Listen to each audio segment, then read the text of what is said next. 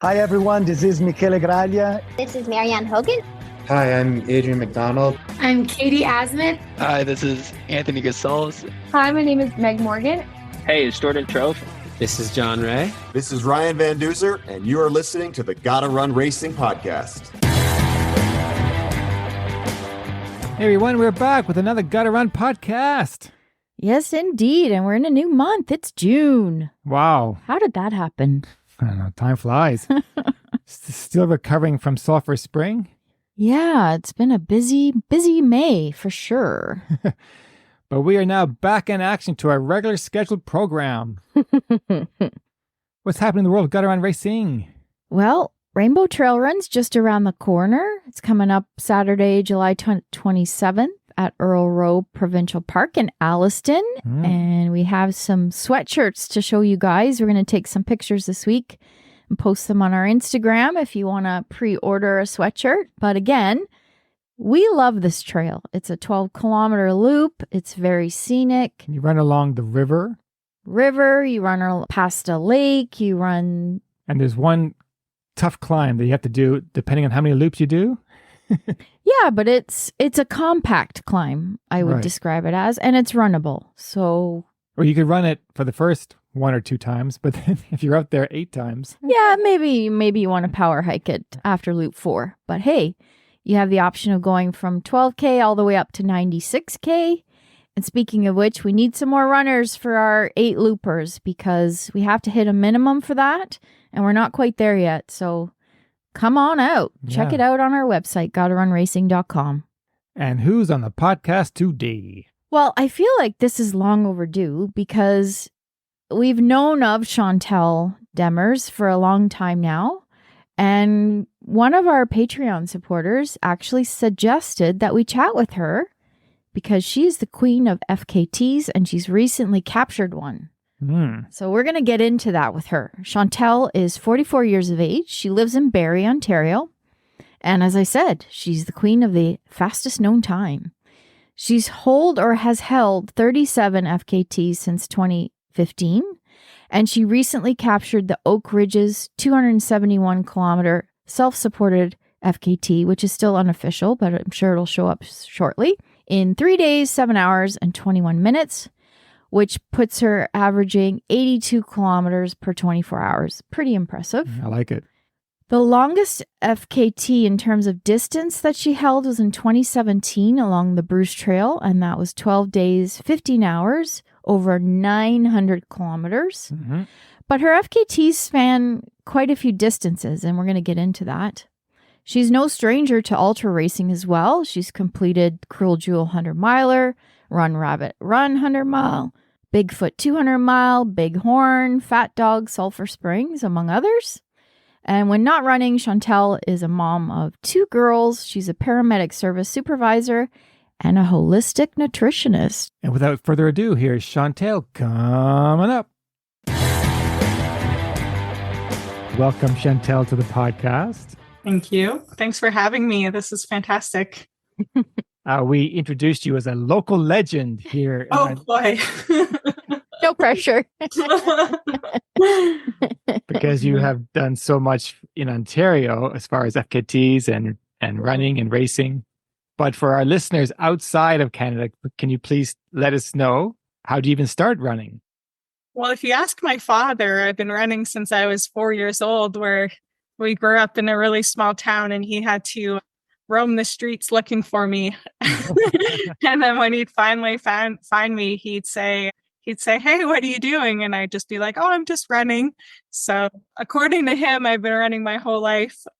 But in my remembrance of it is I actually just always ran to keep fit for basketball. I was a basketball player in high school and college. And once that career kind of ended or worked its way through, I just switched over to cross-country running, and I was really successful in cross-country running in college in Sudbury and got into the triathlon world and had a couple of kids and realized the training for triathlon wasn't in the cards anymore and switched full-time over to trail running.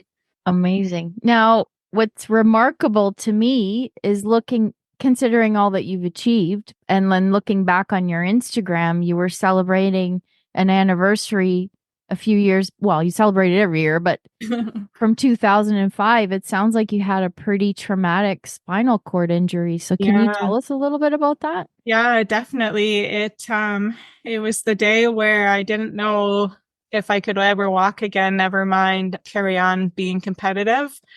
I guess it was from a trampoline. It's the silliest thing in the world. Those things are so dangerous, but because I was so serious training and racing all the time, I agreed to take the trampoline lessons with a bunch of my girlfriends. And it was obviously a lot of fun. We would laugh. There was a coach. It was a very safe environment indoors with the coach. And we would just learn different skills week over week. And I was practicing backflips, and you jump once, jump twice, jump third time to get to your highest point before you start your rotation.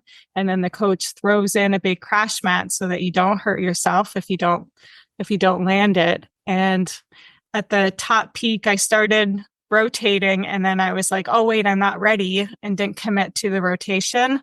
And I just landed on my upper back, kind of kissing my crotch for lack of better words. And I knocked the wind out of myself, which, because I am a paramedic by profession, I was like, oh my God, I just broke my neck. I'm actually just going to die in the next 3 seconds. Oh, it was so scary. And then I was like, oh no, I'm okay. I just knocked the wind out of myself, but then realized I couldn't feel mid shin down, immediate numbness in my lower legs. And we called our coworkers 911 to come and pick us up. And two of my coworkers with a student came, and I was just like, no offense to your student, but there is something very, very, very wrong. Just do everything by the book. And yeah, they took really good care of me. I was in the hospital for almost 3 weeks and bedridden for almost 3 months. And the neurologist just kept saying, we don't know the outcome. I had some pretty significant bruising on the actual spinal cord, which was the result of the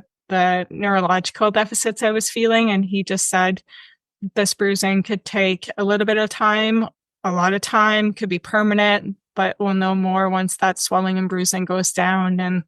And luckily, I thank my lucky stars every day that my recovery was as short as it was. I worked my butt off for about a year or so and hardly missed a racing season out of it. I think I was racing pretty competitively within a couple of years of that accident, and just had such a gratitude to the ability to take part in doing that. So It was quite scary, and still it's been 20 whatever years later, and I'm still super grateful, and I never take these things for granted to this day. So you never know when your life's going to change in a snap moment. Yeah. Now, were you competitive in triathlon at that time? Yeah. Okay. Yeah. Oh my gosh. So while that time that you're going through recovery, you're just hoping that you can get back on your feet again. You probably weren't even thinking about racing at that point. Exactly. Wow. Exactly. Yeah. After I was, or during my being bedridden, like physio would come to our house and just kind of like move my legs around and try to prevent like bed sores and stuff. And that felt like it was an eternity, just that phase of the recovery after being discharged from the hospital. And then yeah, I got a walker and got a cane and bought a recumbent bike. And I remember doing like 6-minute workouts and a big milestone, just going to the end of the driveway and back, like such a crazy time. Yeah, exactly. And after you switched over to trail running, was it trail running immediately to ultras, or that transition? It's so funny because I always trained on the trail, like even for my triathlons. So I would, in the spring and the fall, would do a 25-kilometer race so that I could get jump start on my base training. And then I would extend my triathlon season and do one in the fall as well. So I loved it so very much. And after having my two beautiful girls and tried training again, I was just like, well, I know I love this sport, so let's see what I can do with it. And honestly, with two young kids, it's the only quiet time that you get. So it just kept extending out there.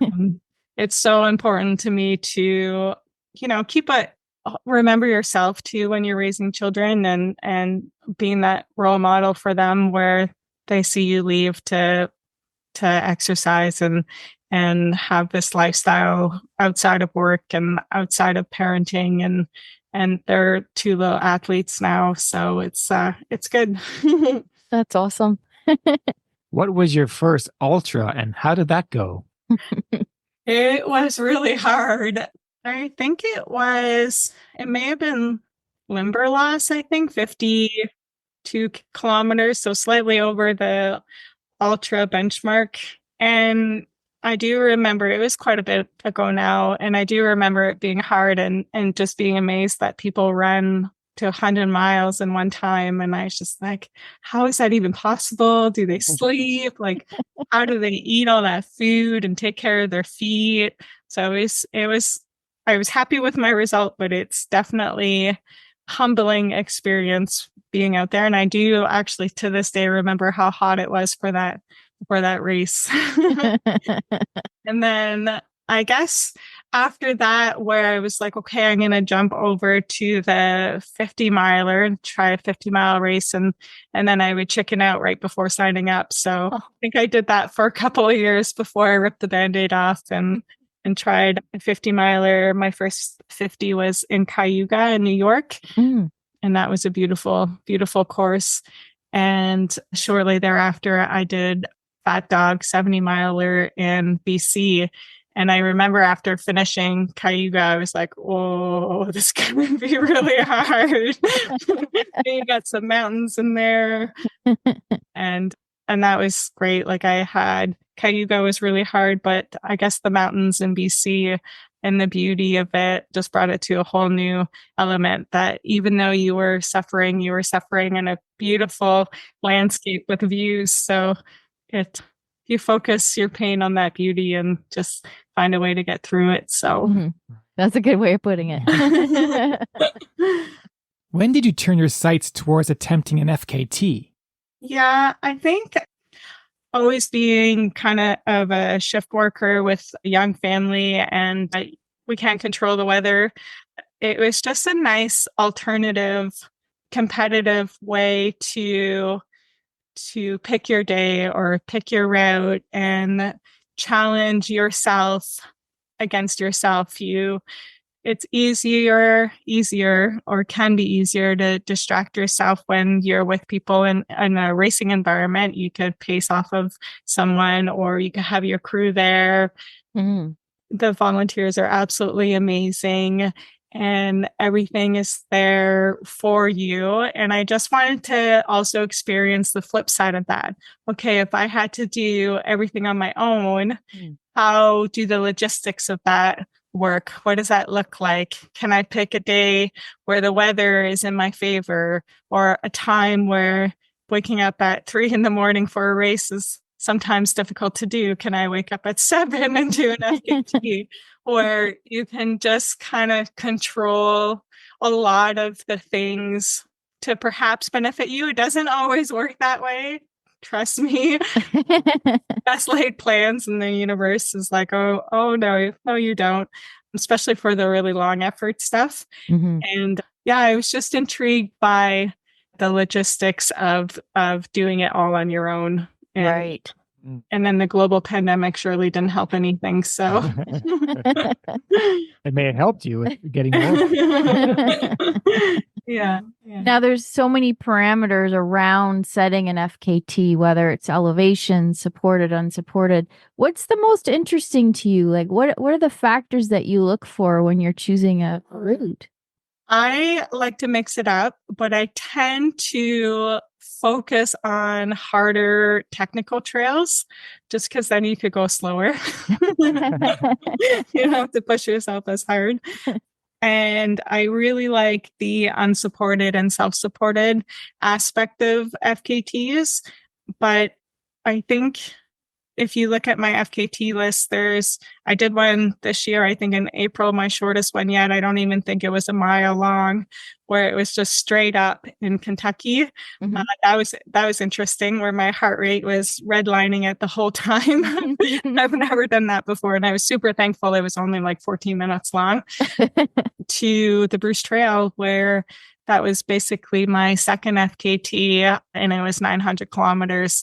And it definitely relied on my community and my bestest of friends to help support that huge effort that took over 12 days. So, right. And it's literally pick your own adventure, depending on your route, location, who's around, or what, if you need alone time or you want that community feel, you could literally pick from FKT to FKT, or have a season where it's themed around one kind of idea. And then, you could switch it up the very next time or the very next year. It's fantastic that way. Now, you've just recently set one unofficially, but I'm sure it's going to show up very soon. I'll keep checking my email. And that's the Oak Ridges, just over 270K. Can you tell us a little bit about that one, how it went? Yeah, so this was one, because just to backtrack a little bit, I've always had issues with my feet, and actually had surgery on them a few years ago to try to make them a little bit better, because it turns out I had tarsal tunnel syndrome in both of my feet.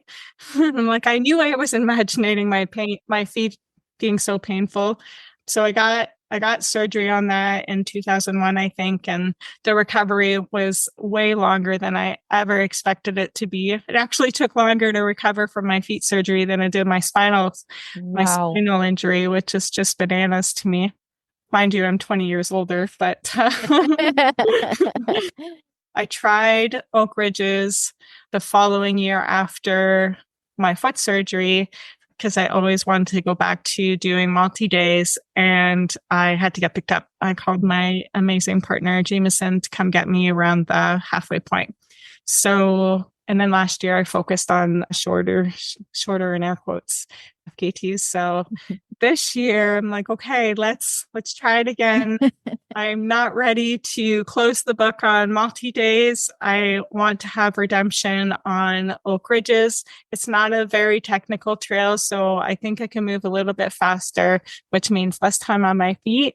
Mm-hmm. And I just went for it. The weather looked nice. I had some time off of work, and I did it. And it was pretty hot, and there's not a lot of water on course, but I did it as self-supported, and I stopped at a couple of convenience stores along the way just to get some more fluids and Gatorades, and 2 restaurants along the way where I just ate a bunch of French fries and just focused on having the ability to do it and enjoying that quiet time on the trails, where 3 days of quietness with no emails and no children and your work phone's not going off, where it just came at a perfect time, where I was feeling a little bit overwhelmed and incredibly busy at work right now, where I was just like, it's going to be 3 days by myself in the forest, and I just focused on that. It was like a walking, hiking, running meditation for 3 days,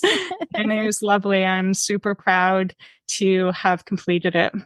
Amazing. And for those who don't live in Ontario, we can all attest to how beautiful springtime in the trails in Ontario is. There's less bugs, there's less humidity, everything's blooming around you. It's probably one of the best months that you can possibly run here. Honestly, I even wrote in my FKT report about the lilacs. The entire time, all I could smell was lilacs. It was absolutely majestic. Wow. And they were early this year too. You were lucky to catch them, because normally they're a little bit later. So was that because of all of the rain that we've been having? It's safe to assume, right? Yeah. It was lovely. I even put one in my front pocket of my backpack at one point, because I was getting a little smelly. So I'm like, I'm just going to put this lilac right under my nose. Aw, that's awesome. Congratulations. Thank you. Thank you. On the logistics of this, where do you sleep at night? Is it right on the trail, or do you go somewhere, then you have to come back and start at that point again? Yeah, it depends on the effort. For Oak Ridges, I respectfully and discreetly stayed on the trail. Depending on the trail system, you're sometimes discouraged to do that. Mm-hmm. If you, especially on private property where the landowners allow for the trail to go through their land, I would never do anything to sabotage those agreements that they have between the landowners and Trail Association. Mm-hmm. But for Oak Ridges, there is just a couple of spots along the way where it wasn't on private land and I could just walk 50 feet off to the side of the trail and be behind a big tree or a rock or in a bit of a valley where no one could see that I'm there because, well, I listen to true crime as well. So makes it hard. Yeah, makes it hard to fall asleep when you're listening to true crime by yourself in the woods. So yeah, and I just make sure that everything is as it is when I leave the very next morning. And I just have a very tiny tent that I use my hiking pole to put out. It's super small. It would only ever fit me and maybe my running shoes and my backpack. And it's super light. It's under a pound. And I pack it up the very next morning, put it back in my backpack and continue on. Less than a pound. Yeah, it's really, really light.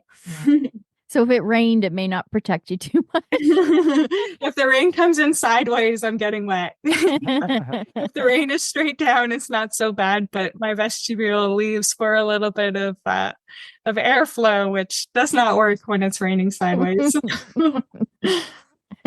Out of all the FKTs that you've pulled or have held, how many of those have you created yourself, or you were the first one to create this route? Quite a bit of them, actually. I would say most of them, I was the first one to either submit the route or be the first female or be the first person to do it. I'm really, really, really, really lucky that my partner does this as well, Jameson. And between him and I, we're probably the ones in Ontario who have the most FKTs, and he'll do a lot of them first, and then I'll go and do them. So he does the legwork with submitting the route on the FKT site. And then, yeah, some of them we do together as mixed gender FKTs. And that's kind of our summer vacation in August together. We usually try to find one that we could do up north. And yeah, it's good. There's just so many options. I do this year want to try to get into the American side of the FKT. So there is a bit of travel in this year's plan, and hopefully could break some FKTs this year. Nice. Instead of setting. So when you're running with your partner and it's a brand new FKT that you want to create, who gets to touch the finish line first when you're right beside each other to claim it? I don't know if we kiss each other first and then we touch the rock. Yeah. I love it. It's pretty incredible, actually. Just being able to do it together and having that shared love for a sport. Mm-hmm. That's amazing. What a team. In 2015, you did the La Cloche Trail in Provincial Park? Yeah. Killarney? In Killarney? Yeah. Not an easy one. That's 8,000 feet of gain. It took you 14 hours. Yes. Was that your first FKT? And tell us about this part of the world. We've never been that far. You have to go to Killarney. It's absolutely stunning. It feels like you walked outside of Ontario. It's so gorgeous. There's a bit of a mountain range if you go counterclockwise. In the first section, I would say for probably the first 40 kilometers or so, is just grueling up and down, white rocks with majestic views. It's absolutely gorgeous. And that is how I found a love for hiking and camping. My mom and I went to high school in Sudbury. My mom still lives there to this day, and it's 45 minutes, 50 minutes outside of town. So I've done many camping trips in there. And when I was a triathlete, there was always kind of this legend of like, people run this loop in one go.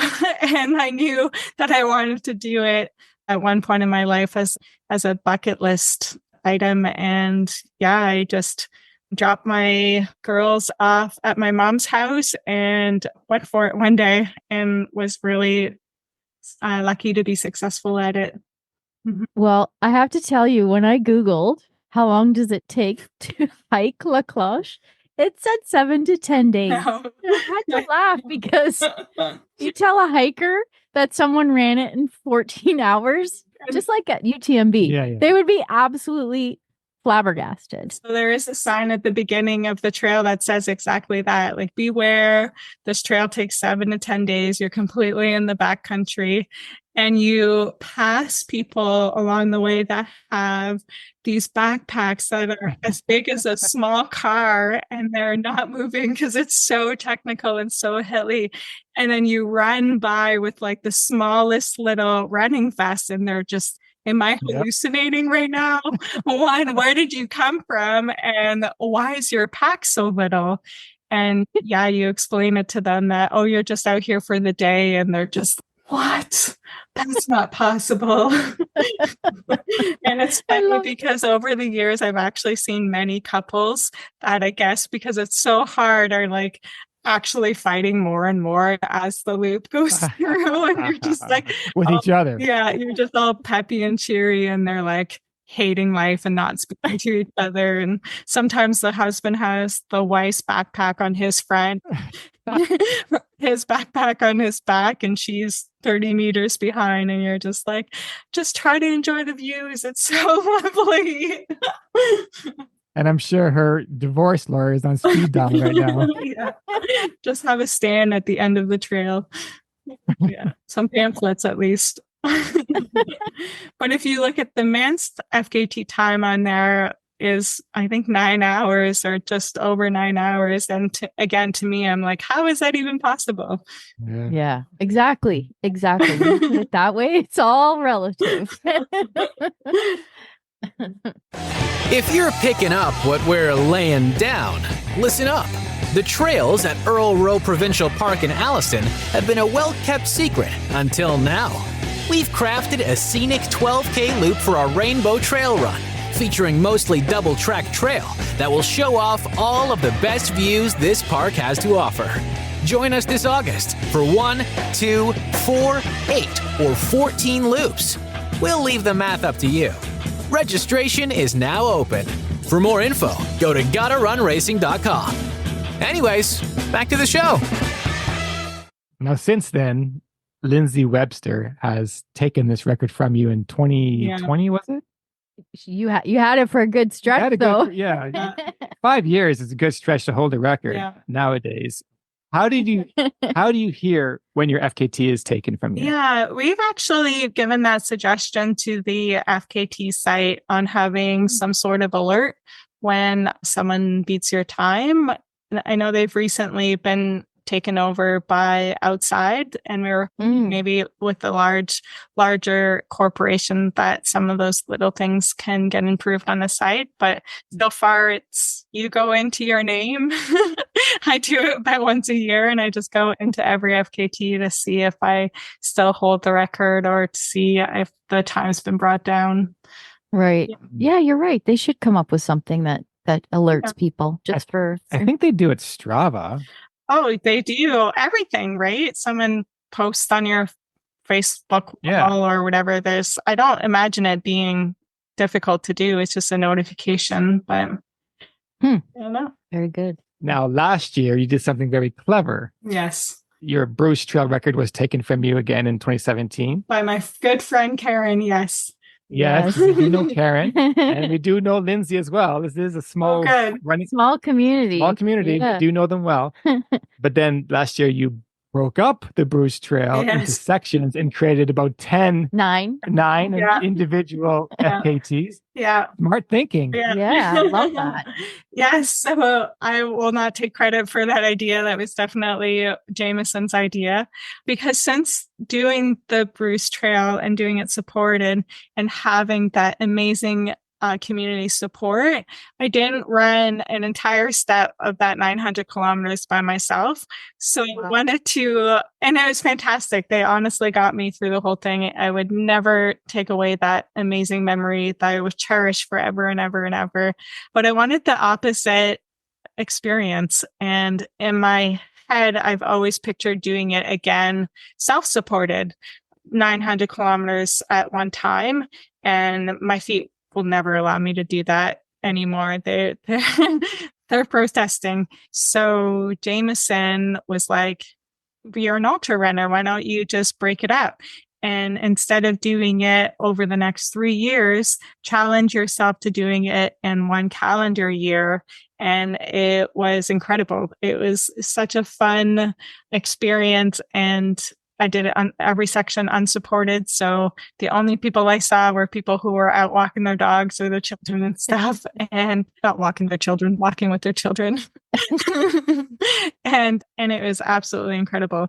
It made for a lot of logistics of getting dropped off and getting picked up at the end, but it was incredible.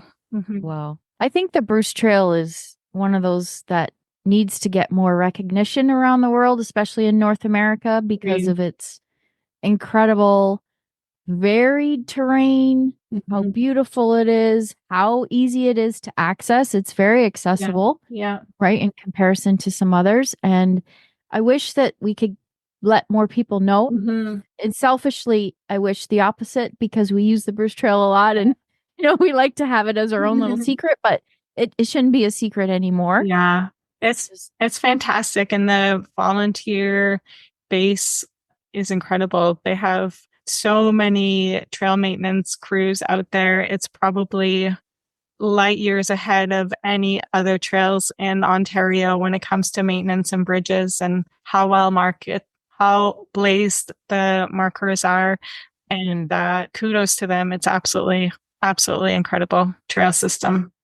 It is. When we had our Chase the Coyote race, there was a pretty bad thunderstorm that had come through a couple days before the race, and one phone call, those volunteers were out there with chainsaws dragging logs off the course in no time. Like, we were so grateful for that. The day before the race. Yeah, the day before the race. Yeah. That's not stressful for you guys at all. Oh, not at all. Yeah. Hey, if the log's down, they say, hey, that's part of the course now. Yeah, it's true. Jump over it. Welcome to trail running. But speaking of the new records, which Karen's is 8 days, 22 hours, and Elias Kibrib male record, 8 days, 16 hours. How awesome is it that they are only 6 hours apart? I know. Isn't that incredible? Well, I was so proud of Karen. I was part of a support crew for half or 2/3 of her FKT, which was amazing to be part of. And the goal that she had to get under 9 days, and helping her along with the rest of her crew to achieve that, like, absolute rock star, never had a doubt in her mind. She just kept moving forward and pushing that pace and never sitting down, and drank a lot of mango juice. and her being successful at that, just to, in my opinion, inspire another runner, a male runner, to try to push the envelope even more, because for a really long time, many of us didn't think going under 9 days was even possible. So for it to be a female runner to do it first was pretty special. And just to see that envelope getting pushed more and more is incredible. Absolutely. Yeah. Wow. How much planning goes into FKT? Do you approach it like you would an ultra? Like, you got this time and you got to go for it. Yeah. So I now work for logistics. That's my day-to-day job in paramedic services. And that's what I like about it, where you can plan as much as you can. Obviously, sometimes the world has a different idea for you, but especially with the multi-day or 100K or 100 miles, is you have to plan it out, count your calories, make sure that you have the appropriate gear for the terrain that you're going to or the weather that's being forecasted. I think it's a lot of it. I think it's a bit irresponsible to not do logistics planning before these things, or you're just asking for trouble or going to have to call for a ride because you didn't think it through. That's one of my favorite things about it is you have to put some thought into it. Right. Now, when you look back on your attempt at doing it or your achievement at doing it all at once on the Bruce and then breaking it up into 9 sections, does it feel like a completely different experience? 100%. Yeah, 100%. And because of the totality of the Bruce Project 9, where I was never recovered before the next one. So I was always kind of tired and my time could probably get beat pretty easily, but my disclaimer at the end of all of my FKT reports was my goal is to do it in the calendar year. And I always had to remember about the totality of it and not get injured or not trip and hurt myself.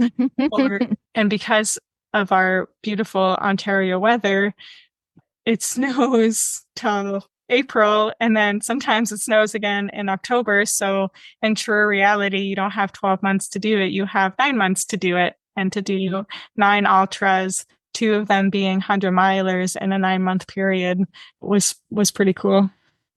And actually, then I started in Niagara because I wanted to do it in the opposite direction that I did my supported one to have a different experience.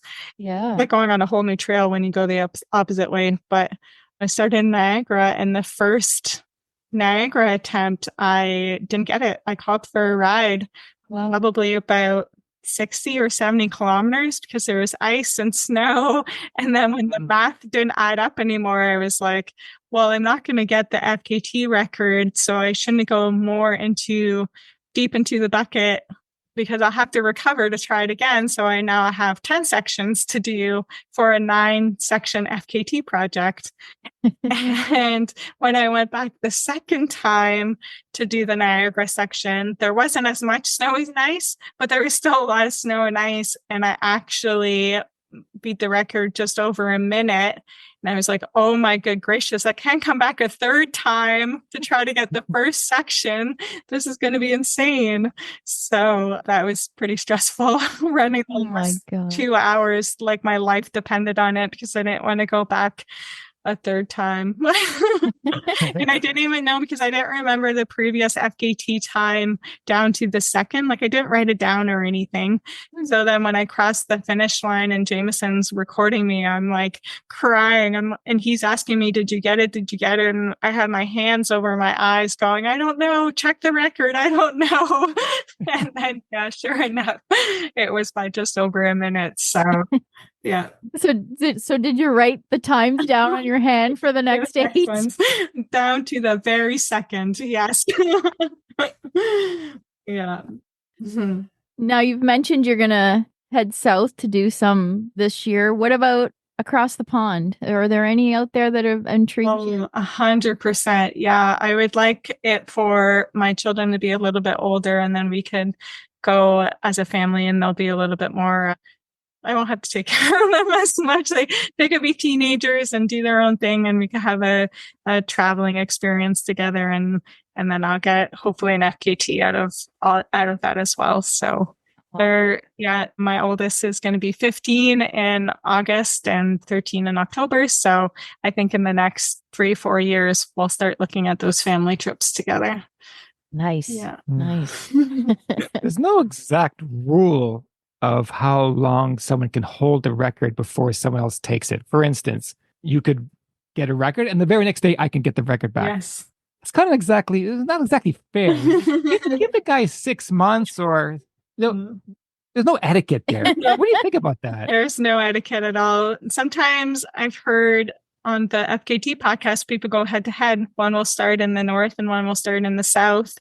Yeah. And it's an FKT, but also a race at the same time. And whoever gets to the end of their FKT actually gets the FKT, and the other person, there's no second place on the leaderboard. They can't submit it. They could put a comment in the comment box, but it's a big win or perhaps a bit of a flop. But it keeps you honest, right? If you're running, your friend that you made this arrangement with is also doing it. Yeah, you can guess sitting on that rock for 5 minutes. I think there was Sedona to Flagstaff recently. Do you remember that? Oh, there was. Yeah. And one guy dropped out. But they went north to south against each other. Against each other. And one that's being documented on YouTube as well. Yeah.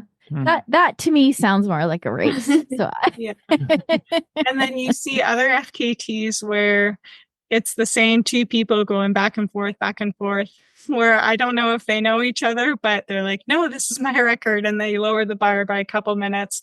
And then the other guy will be like, shoot. And then he'll go back and then lower the bar by a couple minutes. Right. Because on the website, fkt.com, you can actually watch live FKTs happening. Yes. And you see two people battling it out. Wow. Yeah, it's very... Neither one of us are on Strava. So that's why we might sound a little naive about this, because we're not. When you have a GPS tracker, like an InReach on you, and you're following someone who's doing an FKT, I swear to God, watching those blue dots along the trail is the most exciting thing ever. Where are they now? It's addictive, isn't it? Addictive. Well, I always set my blue dots for every 2 hours, and my, for instance, is always, you haven't moved. Where are you? Are you okay? I'm like, it's fine. It's 10 p.m. I'm sleeping. Well, I'm going to be attempting an FKT, my first one this year. I'm going to create it. Nice. So when you do find out what it is, please give me about 6 months to hold it because I'm sure you could just walk it in and take it. No, I'm super intrigued what you have planned. Well, it's going to be interesting. It's something on my list for actually 10 years. I've been thinking about it for 10 years and it hasn't been done yet, but I'm going to hopefully do it this year. When this year are you going to do it? I'm not saying nothing.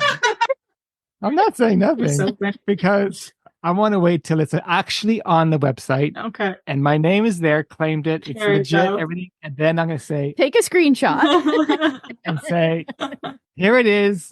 Everyone, go for it. That's so exciting. Well, I wish it is exciting. I'm excited. It is exciting when you create something that now people are like, oh, okay. I want to try that. Challenge accepted. Yeah. Well, that's the great thing, right? You inspire others to dip their toe in this wonderful sport. Is there an SKT, Chantal? Because I feel like that might be my jam. Slowest known time? Slowest known time. You just got it. You don't have to be the fastest. You just got to be the first. There you go. And we'll always be on there. I love that. There you go. Oh, man. But you can't just run around your block and create an FKT. You got to have certain parameters. Right? It has to be significant because of Strava. Obviously, there are Strava segments and they don't want to replicate a Strava. So you have to write a little blip about the route, and they really do like to see something of significance, historical or age or landmarks along the way for them to approve it. So, right. Yeah. Yeah. Hopefully yours gets approved. It should. It's just on how you write it. Just make sure you really pump it up when you're writing your route description. Yeah, because I read some of your description. I was going to ask you to help me write a nice course. But then you'll have to tell me what it is. After it's done. Well, this has been awesome. Thank you so much for spending some time with us today. Sure, this is fantastic. I think you're our first real FKT specialist that we've had on the pod. Right. All right, before we let you go, we like to do a little rapid fire, some fun questions. So if you want to play along. All right, let's. Okay. Do you have any tattoos? I have a lot of them, yes. Yes? What was your first? This one actually is from my spinal injury. It says believe. Aww. So when I am feeling really rough out there, I got to believe in myself and I could get through hard stuff, and I have gotten through hard stuff. So it's right there as a reminder. As the reminder. Love it. What's a TV show that you watch that you're embarrassed to say? Embarrassed? I watch TV 10 minutes at a time. Well, I guess I'm a hardcore Leafs fan, which I don't know if that's good to admit right now because we keep losing. Never heard that one before. I'm gonna do it this year though. Yeah, we'll see. Favorite ice cream flavor? I love the Ben & Jerry's almond milk chocolate brownie. Ooh, I didn't know they had almond milk ice cream. That's a great one. Okay. Sometimes I eat the whole thing in one sitting after an FKT. You earned it. Well earned. If you had to choose between running outdoors in -20 or the treadmill, what would you choose? Always outdoor. Never a contest. Would you rather be a professional painter, writer, or musician? What was the first option? A painter. Painter. Oh, really? Yeah. I thought you would choose writing for some reason. Yeah, no, painter. Painter. Okay, and Norm? Pick a superpower that you'd like to have. Oh boy. No feet pain. I'm with you on that one. She loses all her toenails. Yeah, if I could stay on my feet with absolutely no pain for eternity, that would be quite the superpower. Imagine how far you could Oh run. my gosh. Can't even. Sign me up. Awesome. Thanks again, Thank you so Chantal. This was a lot of fun. We really enjoyed it. Thank you. This was lovely. Thank you for thinking of me and reaching out. Absolutely. And thank you to Anthony who suggested you. He was following you on your recent Oak Ridges and said, hey, you guys should get her on. I'll have to send him a thank you message. Yeah, absolutely. And we can't wait to see what you're going to do in the States this year. So Or Europe. Yes.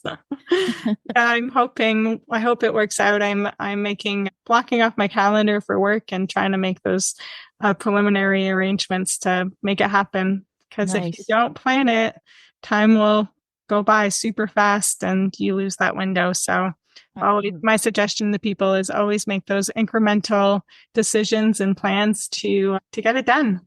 Time goes too fast. Yes, that's true. All right. Enjoy the rest of your Sunday. Thank you. Take care, guys. Bye. Bye. Bye. And that was Chantal Demers. Fresh off her Oak Ridges FKT that will soon be on FKT.com, hopefully. You've explored FKT.com a little bit, eh? Yes, to make sure that when I do create mine, that it's going to be official. And I think it will be. Should be. Yeah. Yeah, absolutely. Just everyone out there, please give me 6 months before you take it on. Yeah. It's pretty fascinating. And I can see the appeal to not racing yet, racing yourself to try to achieve something. Because, you can get race fatigue. Yes. Right? And if you ever go to FKT.com, the website, there's one around your corner. They're everywhere in the world. And see if you can, you know what? I'll just take this one. And like she mentioned, you get to pick the day of the week. You get to choose the weather. Yeah. Unlike racing where you're stuck with whatever the day brings you. So there's a ton of appeal to that. Obviously, you have to be flexible though, because if you think you're going to do it on a Tuesday at 1:00 and it doesn't happen, then reset. So there's a huge mental factor to that, I would think. I don't know, because it's not going to happen for me. Well, hey, all you have to do is be first. Yeah, that's true. That's true. But no, I'd rather... And when she was mentioning at Killarney, these beautiful rocks, I was thinking, oh yeah, George's going to love those rocks. But as people have pointed out to us before, that is the best place for elevation in Ontario. However, it is all rocks. Yes. Well, that's a wrap on Chantal Demers. If you've enjoyed this episode, please give us a like, thumbs up, a review, wherever you listen to your favorite podcasts. Until next time. Cheers. Bye.